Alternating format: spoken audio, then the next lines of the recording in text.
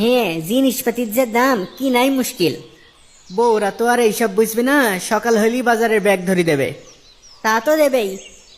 কিন্তু তোর তো বই নেই। আরে ভবিষ্যতে তো হবে নাকি।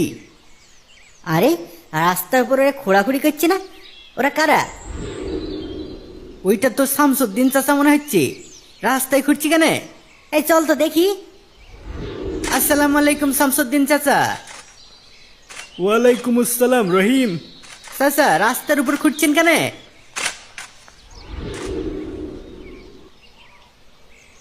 এইখানে একটা বৈঠকখানা বানাবো। বৈঠকখানা বানাবেন? হ্যাঁ, এই যে পশু টশুগুলো চড়াই, এইখানে একটা ঘর হইলে আমার জন্য সুবিধা হয়। কিন্তু এইটা তো রাস্তা। রাস্তা মানে এটা আমার জমি।